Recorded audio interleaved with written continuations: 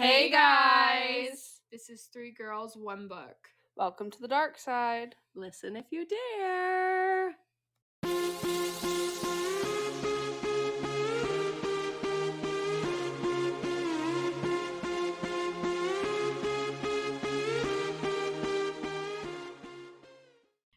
Hey guys, so this week we're going to be talking about Punk57. Kind of taking a break from Devil's Night, not really, because not a break, bruh. It's all connected. Yeah, it makes sense to read it in the timeline directly after Corrupt, so that's what we did. So the female main character in this book is Ryen, and the male main character in this book is Misha. And chapter 1 starts out with Misha getting a letter from Ryen, and she's saying that she's envious of the popular pretty cheerleader at school, and he's reading it in his truck. But it's not his truck. Actually, he got this truck from Will when Will went to prison. And Will's his cousin. So, yeah, if you remember Will from Corrupt, he's one of the horsemen.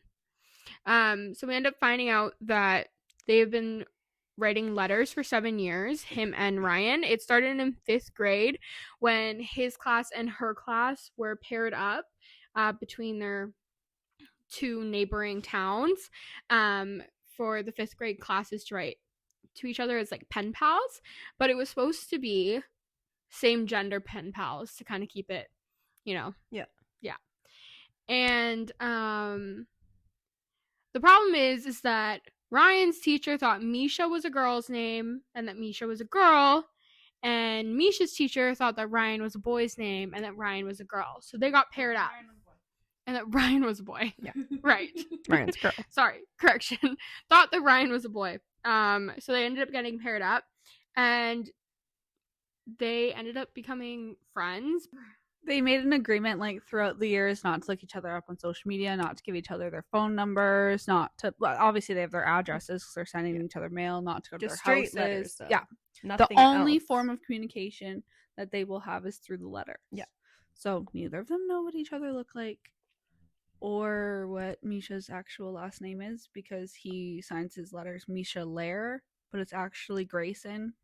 So if she knew that his last name is Grayson, she'd be like, oh, Senator Grayson, because that's his grandfather and everything. So yeah, the only contact and knowledge that they have of each other is through the letters. And then Misha is also a musician, and he writes his own lyrics and everything, and he uses Ryen and her letters kind of like as his muse, and then he'll send her the lyrics that he writes and kind of get her opinion on them. So and actually he's in his truck right now because he's heading to this warehouse where his band is hosting this like scavenger hunt to raise money for their summer tour. And then on his way he sees his sister Annie running like on the side of the road, and he pulls over and he's like, get in your car, go home, it's not safe to be running out here this time, like what are you doing? And eventually she gives in and she like walks over to his car and he leaves her there.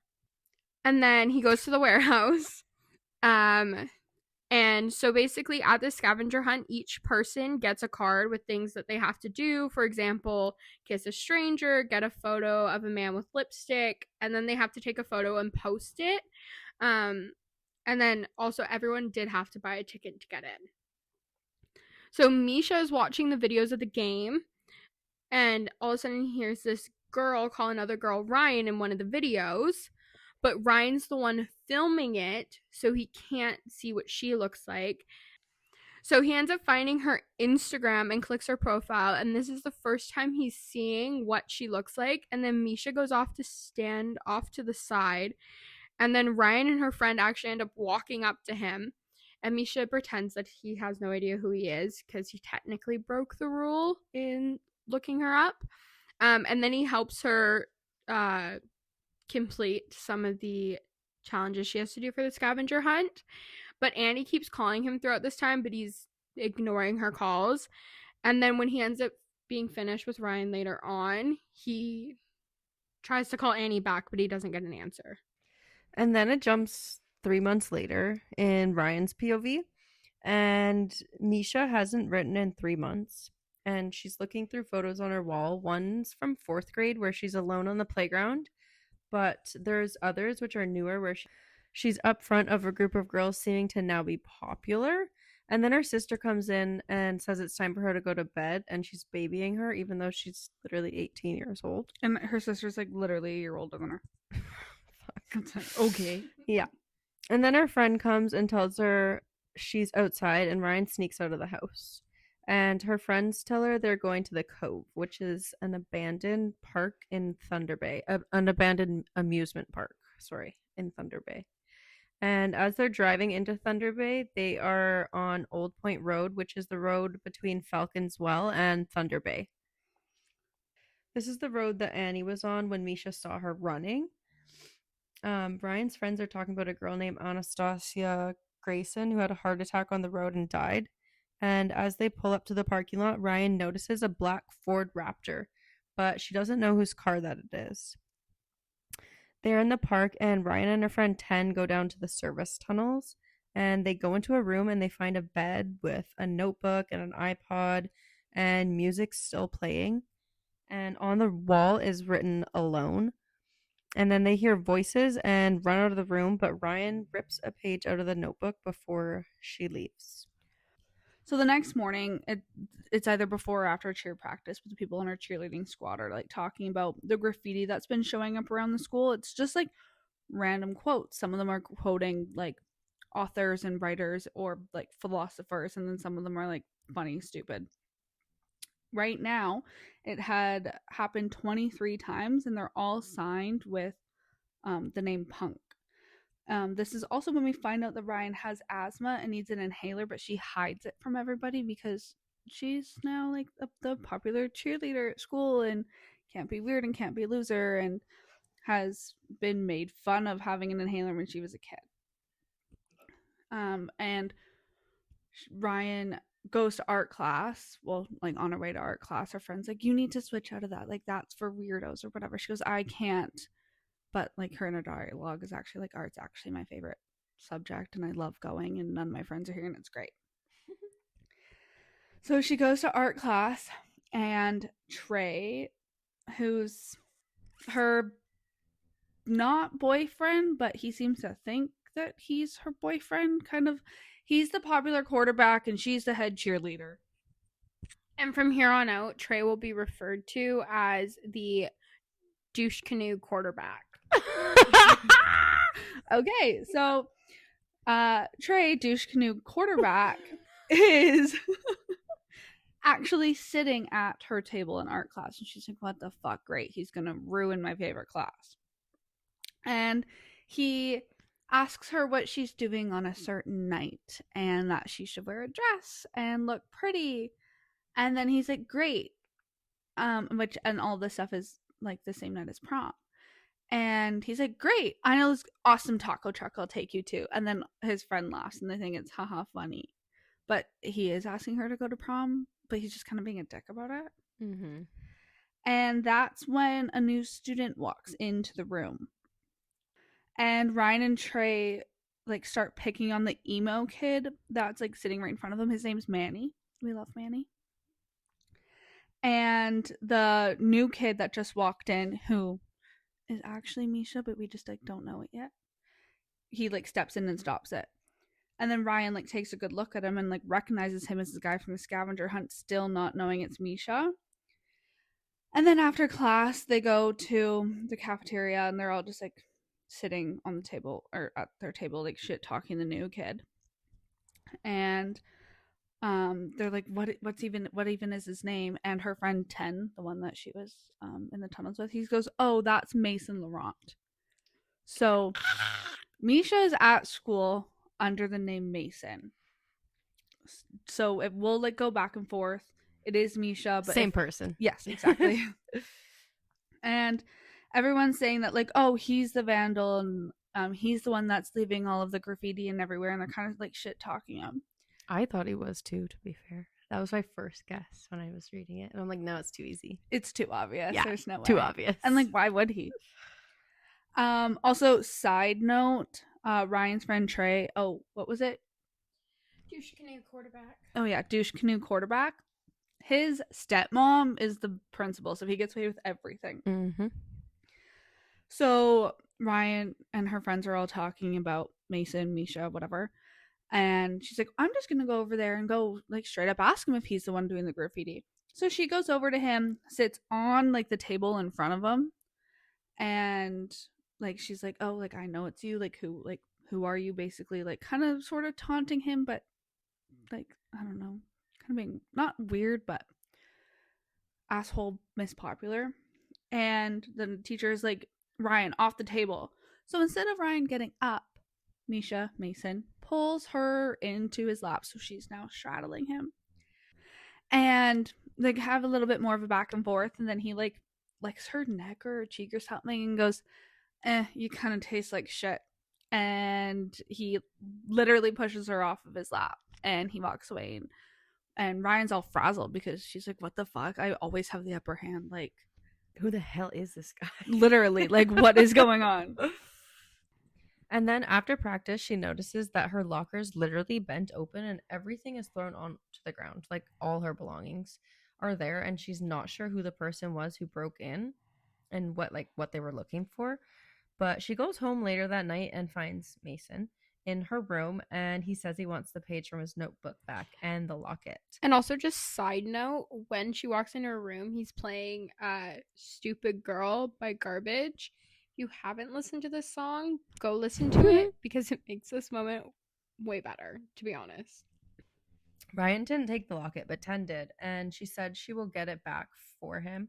So Misha takes her diary and said he'll give it back when he gets the locket back. And then the next day she goes to school, gives him the locket, but this little shithead does not give the diary back. Fucker. And then it switches to Misha's point of view, and Misha is actually writing a letter to Ryan, and it's starting off sad because he's talking about his sister and her death. So Anastasia, the girl who died on the side of the road, Anastasia Grayson, is actually Annie, and she had a heart attack on the side of the road, and she was trying to call him. Yeah, she had a heart attack, and basically, like in Misha's like inner dialogue, she was pushing herself way too hard. She was really skinny, like doing all this extracurricular. She was also taking cash out of Misha's wallet. Wasn't she taking like ADHD medication to stay awake? So yeah, so we don't really know. It was never exactly 100% stated, but I think he thought it. Yeah, so like he was like, something's going on. She was pushing herself way too hard to be this perfect child, to be whatever. And I guess what the assumption is after he left her there, after like he watched her walk back to her car and he drove off, she must have continued running and ignored him and just like had a heart attack, and I guess was trying to call him to see, like, because she probably knew something was wrong, because you don't just instantly like die from a heart attack. Yeah. And he wasn't answering her. No, because he was busy with Ryan, thinking that she just wanted, because she had asked for like candy and asked him. Yeah, he just assumed she was just calling to see where her candy was. Yeah, he told her to go home. Yeah, so he's thinking she's at home, she's fine, she's safe. Yeah. Or if she wanted, and if something was really wrong, he probably would assume that if he wasn't answering, that she'd call their dad. Yeah, like or 911. Or 911. Yeah. So we don't really know exactly. I would love for Penelope Douglas to sort of write a chapter, not from Annie's perspective. No, because I don't need that. No, but just to like put out like a little bulletin. Hey, so Anastasia Grayson was doing all of this and trying to be a perfect child and was taking medication and ran herself ragged and had a heart attack at what, 15, 16, something like that. Yeah, I don't think there was a big age gap between the two. Yeah, and he's a senior, so yeah. Just yeah. I just want to know exactly. Oh, she's got to be at least 16. She had her car. Oh yeah, obviously. 16, 17. Right. Yeah.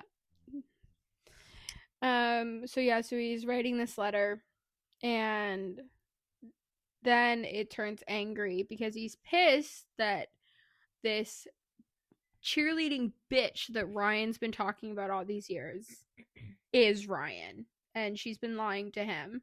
Now, she wasn't lying to him the whole time. She did start off as this nerd, loner girl.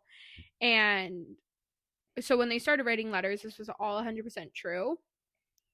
And then she was done with being the nerd and the loner, and she wanted more. And that's when she pushed herself and became Miss Prissy Popular Cheerleader. And then started to lie to Misha. And anything she hated about herself, she would send to him that this bitch did, basically.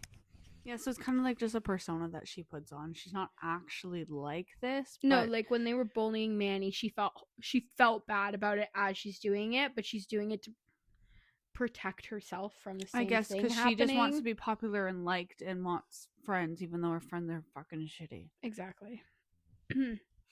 And then he ends up ending the letter with, "I miss you every day. You're my favorite place." And then he burns the letter. And then he ends up going to his truck, and Dane jumps in. Dane is one of his, like, bandmates. Like, he's in the band with him. And his best friend. And then this is when we learn that Misha sort of left the band because of Annie's death. And they were supposed to go on tour this summer. And hopefully it's still on, but they need Misha to come back to, like, really continue with it. Because they technically could they find someone else? He's the singer for one, so all their songs would sound wrong. He plays the guitar. He, like, writes all their lyrics. Like, they'd be screwed without him. Yep. And then Misha ends up taking Dane to the school, where Misha breaks into the principal's office. By the way, we're changing her name too. She's Principal Prissy Pants. Anyway. So he takes her to Principal Prissy Pants' office because he knew that his sister had stuff in there. What's her actual name? I don't know. I just thought of her as Principal Prissy Pants. I don't know her name. I don't care enough to know her name. Oh, yeah. I guess I never even cared enough to write it in the notes. No. She's horrible. Yeah, fuck it. Yeah. Anyway. So his sister had, like, sent stuff to the school, and it was in the principal's office. And he ends up finding a folder with, like, photo albums and letters, and then he leaves it there and walks out past the locker rooms. We don't really know why she sent this photo album or anything. Like, it's not stated, but for some reason this is in this principal's office. Anyway, and then he walks out past the locker rooms, and he hears two people fucking in the shower, and it's fucking quarterback douche canoe and Ren's best friend, Ryan. And Ryan's best friend. And when I say best friend, I'm putting these in quotations, or the little bunny ears, whatever you want to call them. Best friend, Lila. And then he sees Ryan is actually teaching swimming lessons. So she's also at the school at this moment. So anyway, and then he ends up giving her back her diary. The next morning when Ryan gets to school, she sees a note spray painted on the grass that says, quote, "Lila got lost, got her salad tossed in the men's locker room last night. Someone was in awe fucking her raw, but who could it be? It wasn't JD." So JD is her boyfriend, just so you know. Yes. So someone wrote this quote knowing that she was fucking someone who wasn't her boyfriend. We also love JD. Yeah, JD's awesome. Yeah. We love 10 and we love JD. Yeah. But this quote, or whatever the hell you want to call it, was not signed from Punk. When she gets into the school, she finds the actual Punk note that says, "You kissed my hair while sticking me in the heart, but your house will break before I fall apart. Punk." There was also another note left from Punk saying, "You loved me, we were besties, I lent you eyeshadow, but someday all you'll be is someone I used to know. Punk." So we still don't know who it is, but these quotes are now starting to sound like they're directed at somebody. They're definitely targeted. But we still don't know. Because, like, before, it was just random shit. Yeah. So that same day, Misha goes to his house to go grab some laundry or letters or whatever, and goes back to school. But he didn't take his truck. He left his truck in the parking lot. And he sees the F slur written on the hood of his truck. And he basically figures out that it was Trey, douchebag quarterback No, quarterback douche canoe. quarterback douche canoe, was the one that actually did it, and they like sort of get into a fight. And a couple punches might have been thrown. I don't really remember, but it doesn't really matter. The principal, Principal Prissy Pants, comes out ready to punish Trey, but Miss Little Ryan comes in and she's like, "No, I was the one that wrote it." So they go to the car wash to go and clean it off because she's like, I'll take care of it. Like, it'll be fine." The principal looks at Misha Mason and he's like, yeah, whatever, it's fine. So Ryan's cleaning the truck and then she sprays Mason and then Mason sprays her back. They start flirting and then they start like hooking up in the back seats. This whole time Misha is conflicted because he wants to tell her that he is Misha. Yeah. But he just isn't. But he's not there for her. He's like, no, I need to get like what I need to do done before I tell her and blah, blah, blah. It's not the right time. And I've already been lying to her and whatever. But then he's also like pissed at her because she's portraying like herself to him as this like goody two shoes. I hate popular people. Fuck the patriarchy. Blah, blah, blah, blah. Meanwhile, she's like totally pretending to be the opposite. And then Trey pulls up and starts going, "Ryan, what are you doing?" Blah, blah, blah, blah. Doesn't see them hooking up, but totally like ruins the moment. Just like a quarterback douche canoe would do.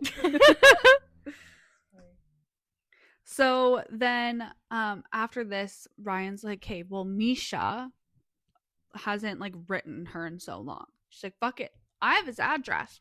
I'm going to go to his house to go and meet him in person," but he's not there. His dad is. And she's like, "Oh, I'm looking for Misha." And he's like, "Oh, no, he hasn't been here for a while." And then they're at school and Misha pulls her into an empty classroom. They start making out. This is sort of like the start of their like sexual relationship, like doing it behind everyone's back. And he's like, he calls himself like her dirty little secret. And then Misha breaks into the school to have a shower, but there's security guards there and he runs away from them. But he spots a new punk note that was just left and hides in the supply closet. And Ryan's hiding in the closet too. And he sees that she has blue spray paint in her hand. And Misha realizes that Ryan is actually Punk and is the one leaving the notes around the school. Honestly, that would have been my last guess. I know. That would be Manny, 10, JD, douchebag, quarterback, whatever the fuck we want to call him. Yeah. Ryan was the last person I ever thought it would be. Same. But I fucking love that it was her. I thought it was Ryan after the note about the eyeshadow. Like, I didn't think it was her at first. Like, I never thought it was Mason because the timeline didn't make sense. I'm like, why was he leaving these notes, like, from the beginning of school? Like, that didn't happen right at the beginning of the year. So I didn't think it was him. I did think it was Manny. And then I did think maybe 10. And I was like, no, 10 just doesn't seem like you'd do that. And then when the note about the eyeshadow, I remembered when Misha Mason had been in her room, she has this chalk wall. And she writes things all over this chalk wall. And I kind of pieced it together then. Like, I wasn't 100% sure. Don't get me wrong. I wasn't like, yes, it's definitely her. But I had picked up on it by that point. So I wasn't shocked. Yeah. So it switches to Ryan's point of view. And now she's at the drive-in movies. And then Ryan ends up sneaking into his truck. So she didn't come there with Mason, Misha, whatever. But she snuck into his truck because she's mad that she heard that Mason was hooking up with someone else. He was not. This was a ploy. Come on, girl. And then Misha, whatever, catches her, and then he's like confronting her about being jealous and being like, "Oh yeah, you're just jealous." And then she's like, "I'm not jealous, like screw you," basically. And then he ends up like finally just admitting that he didn't hook up with anyone else and all he wants is her. And then she feels the same way and they hook up in his truck. I loved that part. I love any part they were hooking up. Isn't that the whole point of these books? Yep. Like 80% of the reason. Sometimes I do skim them, like depending on what time I'm reading, and I just want to get to like the point of the plot. I've never Books done that. have way too many sex scenes, yes, but ones that like push the relationship forward, no. Like Exactly. like this book, like it starts very slow. They make out and then they go a little bit more, and then now they're fucking. It's the ones where they're having sex from the beginning, and then the sex is just like constant, and I'm like, sometimes I just wanna know what the plot is. And then when they finish, he almost tells her who he is, but he backs out at the last second. Like, we're not in his head, we're in her head, but she could tell he was about to say something, and then he stopped himself. So she's kind of confused, like, what were you gonna say? But she doesn't push him on the fact, just kind of lets it slide. And then they end up driving away from the drive-in. Like, she leaves with him, not who she came with. And a song that reminds Ryan of Misha is playing on the radio. Of like note, like letter Misha, not Mason Misha. Like actually Misha. Yeah. Like, reminds her of her pen pal. That's who she's thinking of. And then Mason, who's actually Misha, starts asking her about himself. So he's kind of like getting the real idea of what she thinks of him. And she ends up telling him all about himself. But from her point of view, it would be kind of different. Like, if I was to tell one of you what, like, my point of view is on you, it might be different than what you think. Right. You might, yeah. She like calls like him like her best friend, and like explains like the pen pals and stuff, and like how much like he actually means to her. Yeah, and those are all things you can't know unless the person actually tells you. Like, he could be talking to her for years, but he doesn't know that he's her best friend. Yeah, exactly. Yeah. And then it switches to Misha's point of view, and he breaks into Ryan's room again, and he ends up getting her to agree to come with him to break into Principal Prissy Pants' house the following day. She deserves it. Also remember, Ryan and Trey are sort of kind of together-ish, but not. There's but like not really. Something's going on. Quarterback douche canoe thinks that he has a claim to Ryan that he doesn't really, but she's kind of going with because, you know, it follows with the whole popular cheerleader image to be with the quarterback, you know. So Misha and Ryan pull up to Trey douchebag quarterback's house, and Misha's like, Ryan, like, you stay in the car, you'll be my lookout, like, just let me know if anyone pulls up. Well, Ryan's like, fuck this, I'm coming. So she doesn't wait in the car and follows him inside the house. Inside, he's like ransacking the house a little bit. Not ransacking, he's not destroying anything, but he's going through the jewelry boxes and the drawers and everything. He's looking for something, but we don't know what he's looking for.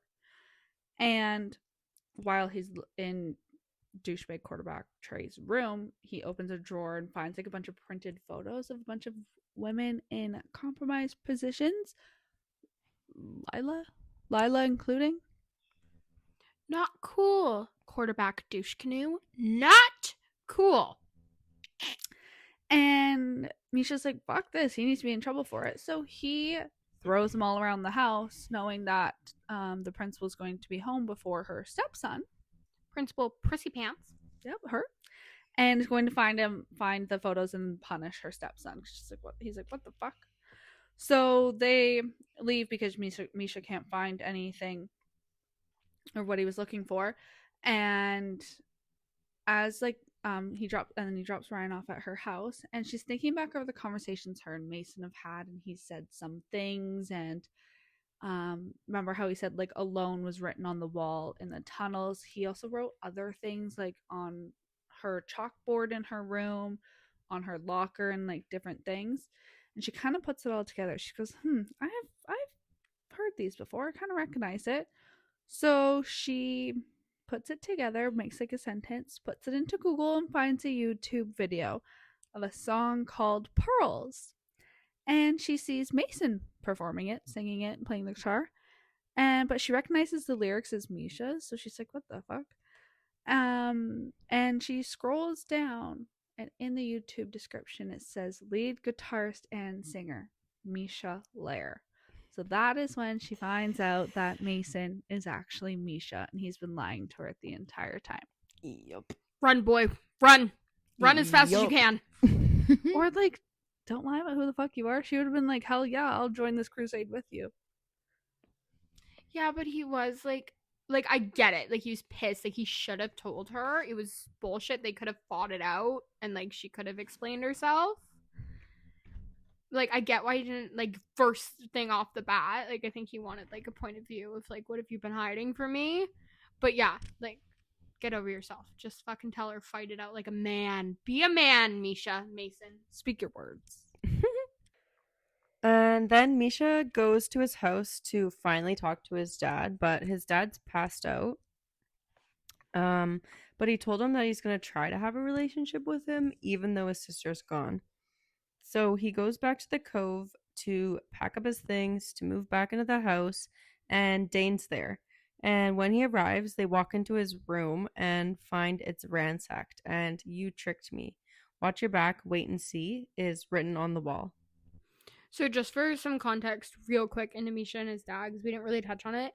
Even before his sister's death, Misha and his dad did not have the best relationship. And Annie was kind of the glue that kept them together. So after her death, it really fell apart. And it's not like his dad isn't mean or anything. They're just different people. His grandfather's a senator, his dad runs businesses, and Misha's kind of like, I'm gonna go be a rock star. They just had nothing in common. His dad is a good dad and like cared about him and everything. Like there's nothing wrong there. Yeah, and I did really feel bad for his dad because it was almost like he lost both his children when his daughter died. Yeah. But anyway, so yeah. Once he sees the "you tricked me" thing on the wall, Misha realizes that Ryan knows who he is, and he takes off to go and talk to her. And he goes to her house and breaks into her room and finds her, and they argue, and he takes his shirt off to show her his tattoos, which are all based off of conversations from their letters. Yeah, I would have freaking melted and died 100 times over. So cute. They sort of tell each other that they love each other in a roundabout way, but the conversation doesn't end on good terms because they also don't trust each other yet. And Ryan was lying about who she was, and Misha was lying about his identity. Yeah, so they both kind of have like fair bases to not trust each other right now, but at the same time, it's like he was lying about his identity. Technically, she was lying about her identity. Let's just move on from the point and just like not lie anymore, maybe. Anyway, so then it switches to Ryan's point of view. And when Ryan gets to school, she sees a note on the wall by her favorite rapper, Eminem. And it's quoting the song "Love the Way You Lie." And she knows that Misha doesn't like that kind of music. Like, it's not his style. But she also knows it was him who left it. Aw, cute. Kind of. That song, maybe don't quote that. Like, I don't know. Okay. Anyway, and then she ends up seeing another note saying everything was real on a different wall. And then there's another note that said, I didn't mean to lie, but I meant every kiss. So cute. Oh. I want to fall in love with a rock star. I want a Misha. Same. I want lyrics. I want, actually, we'll get to his book later, but I want like a mix of Misha and his cousin. Please, thank you. I haven't gotten there. Yeah. And then there's actually notes all over the school that Misha has left for her. And then Misha tries to talk to her, but she ends up pushing him away. Why does she push him away again? Just because she's kind of still upset with him? Like, this can't make up for everything? Or well, they're also at school. They're also still like hidden and secret, and yeah, she doesn't. I don't know. She just doesn't want to do it there. They still want their own private little world. I'll keep you my dirty little secret. Anyway, sorry for that, guys. Didn't mean to burst your eardrums with that one. And then Trey, in other words, douche or quarterback douche canoe, says that he's having people over for a party, and then Ryan agrees to go because gotta keep up with the image. Sorry. Anyway. And then it switches to Misha's point of view, and Misha is practicing with his band, so he's finally like getting back into the swing of things. He's gone back home now. He's staying at home. He may still be at like a different school, obviously, but he's seeing his friends. He's kind of coming out of that place that he was in. And then he ends up pulling up Instagram and sees a video of Ryan that she's been tagged in, and she's partying with another guy, and is like he's like licking his drink off of her legs. Yeah, so she's like sitting on a chair, and like I guess like she poured the drink down her body or whatever, and he's literally licking his drink off in between her legs, licking his drink from between her legs. Yeah. Which of course is gonna set Misha off. He loses so it. he gets pissed off and he goes to this party. Which he brings his band members with him. Gotta have the backup. And then when they get there, quarterback douche canoe approaches them with his friends. Oh, scary. And Misha sees that Trey's actually wearing the family heirloom that he's been searching for. Why that little fucking shit has it, don't know. But fuck you, dude. Give it back. Anyway, and then Ryan comes up and calls him Misha, which leaves everyone else confused. Like, this is Mason. Why the hell are you calling me Misha? I literally think 10 is like, who the fuck is Misha? Yeah, he literally says, who the fuck is Misha? Yeah, he does. He's straight up confused. And they're also drunk, too, so they're, like, really confused. And then they kind of just, like, ignore it, and Misha punches Trey in the face. And then they fight, and as he's trying to, like, get the watch back, which he does get, 2 cops end up pulling up to the house, and they arrest Misha for fighting, and then Misha's at the police station. And then Ryan shows up and asks about the watch. But before Misha can actually answer her, Will, Michael, and Kai show up, and Will says, getting arrested is a Thunder Bay boys' rite of passage. And then, because obviously the boys were arrested. I don't really think that's something to be proud about, but that would be something Will would be proud about. It really would be, but like also he's there with Michael. Michael was not arrested, so I guess Michael's not a Thunder Bay boy. Actually, they definitely have probably like been in there and like just been released like automatically for dumb shit. Michael just never went full blown to jail, unlike a certain somebody else. So Will, I'm talking to you, buddy. But anyway, and then Will talks to the officer and is like telling him that Senator Grayson is their grandfather and they should let Misha go. And they don't really have anything to charge him for, so they were gonna let him go anyway. So Will's kind of just wasting his breath over here. But hey, good cousin work. Good job, Will. And then they all leave, and Ryan and Misha make up in the parking lot. Then we're back in Ryan's point of view, and they're sitting in the cafeteria, right? And Lila is literally being a bully. She's bullying Ryan and spills juice all over her. Bitch. And Misha stands up for her, and Trey joins in, and they start to fight. Again. Yeah. Then Misha pulls her out of school and takes her to his house. And after Ryan cleans up, she goes to Misha's room and finds him there, as well as all the boxes of letters she wrote him. So cute. He kept them all.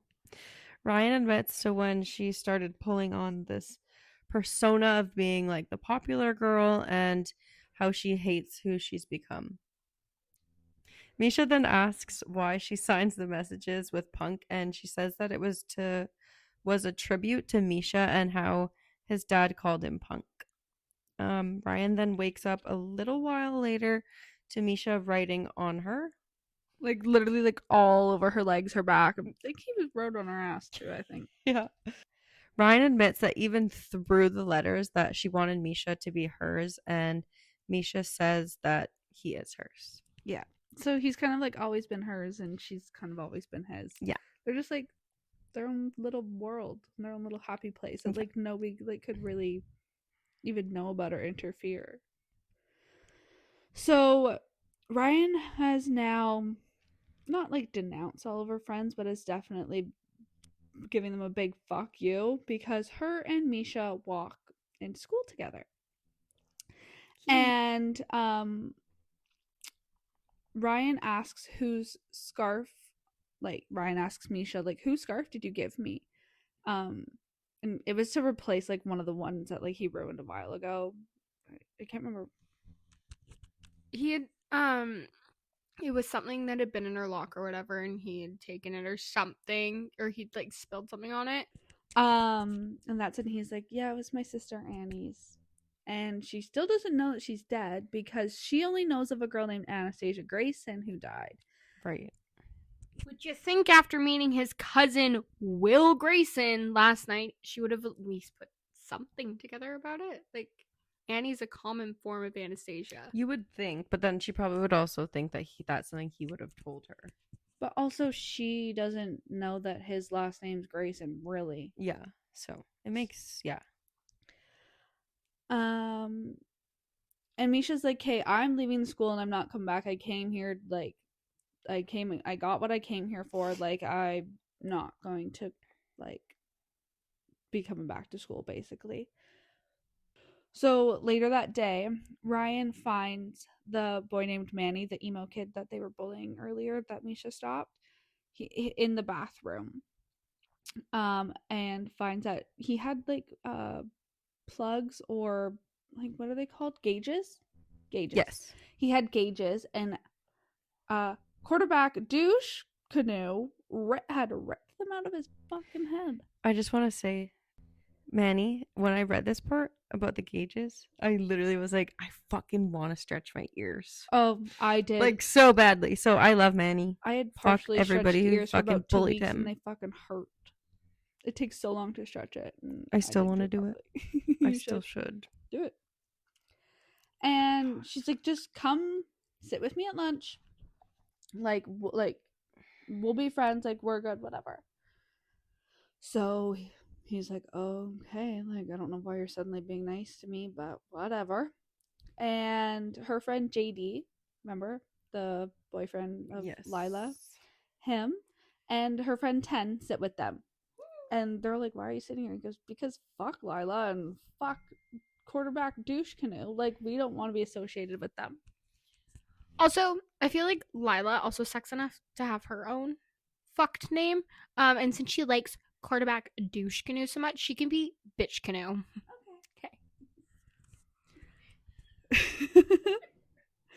And this is when JD confesses to writing the message about Lila fucking Trey. Remember that message that was written on the lawn that said like Lila was fucking someone that wasn't JD? Yeah. Then, and they're like, what the hell? Like, you wrote, why you knew that they were fucking? He's like, yeah, I just didn't do anything about it, whatever. And actually the punk messages that were written gave him the courage to do something about it. And Ryan, like, finally, like, stepping up to them and separating herself from them gave him the courage to break up with Lila. So this is also when Ryan pulls up Instagram and TikTok and finally follows Misha on social media, and then finds out that Annie was his sister that died. Yep. Yeah. So the Anastasia Grayson girl that she knew had a heart attack on Old Point Road was Annie. So as we know that Misha's not at school, Ryan goes to the cove to go and find him, and she goes, what the hell? Like, I didn't know that, like, Annie was your like, Annie was the one that died, like, blah blah blah blah. And so that's when Misha explains like what happened with her and how he, like, and why he stopped writing her. And he's like, I was just so sad and so wrapped up in this and lost everything. Like, I didn't basically want to drag you down. And Ryan's like, why did you enroll in to like my school then? And Misha's like, it's nothing now, but he's glad he did because it means that he got her. So cute. It's prom night. We're in Ryan's point of view, and Misha comes to Ryan's house to pick her up. But Misha puts Ryan into a limo with Trey, Manny, and JD, and then he drives separately.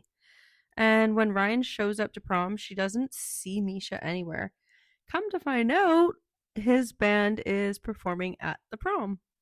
And after they perform their song, Ryan says she wants to go. So they ditch prom with 10, JD, and Manny and go to the school. And this is when Ryan admits to the other boys that she's Punk, and they're all shocked that it's her, as they should be. I mean, like, who would suspect the popular bitch cheerleader to be writing all of these things Right? and, like, doing all that stuff? Absolutely not me. Because I think, honestly, some of them she kind of wrote that would be, like, kind of directed towards her to, like, get people off her tail. Yeah. And also because I think she hated who she was, too. Like, she wanted someone to call her out and no one else was doing it. She's going to do it to herself, kind of thing. Yeah. Then they all put up different messages all over the school, and Misha and Ryen are shocked that it's her. They walk into school the following Monday. The messages are shit that Trey had been saying, like, you shouldn't be caught alone with me. You've been asking for this. Trey Burrows. Quote, can you even find your dick anymore? F slur. Quote, I'm going to fuck her and then fuck her mom. Watch me. Quote, every corner you turn, every night when you go to sleep, I'll be there, and I'm gonna find out exactly what I've been missing. Quote, doesn't take long for you little bitches to turn sluts once you get a taste for it. Quote, you should have seen the train we pulled on this girl last week. She had guys lined up. It was so fucking good. Quote, head down, ass up. That's the way we like to fuck. Quote, Quarterback douche canoe. Fuck you. Fuck your stepmom. Just fuck you all. You all fucking suck. literally. Rotten They hell. all suck. So the police end up showing up because a lot of girls, I guess, filed complaints against him. What they were finally brave enough to do because of these quotes. Right. Yeah. Yes. And Misha's also called to the principal's office, and he says he stole Ryan's keys. He's pulled into the principal's office because the last person to, like, be, like, signed in or whatever was Misha, and he obviously doesn't want to get Ryan in trouble because they think that he's the one writing all these notes now, and he obviously doesn't want to get Ryan in trouble, so he's like, yeah, I stole her keys because she's, like, a swim, like, coach, and she's the captain of the cheerleading squad, so, like, she has, like, keys to the school. Yeah, because technically Ryan was originally being called because she was the last one signed in, but then he like takes the fall for it. And then it switches to Misha's point of view, and the principal is asking him for his dad's name because obviously, like, you've been writing these notes around the school. I would like to call your parents. And then Misha tells her what his dad's name is, and she freezes. And then she calls the number, and his dad answers and recognizes her voice.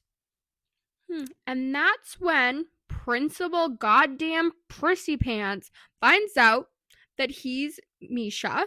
And that's when we find out that she's actually his birth mother. I don't even want to call her his mom. I was shocked at this. She gave birth to him and Annie, and that's it. I was shocked.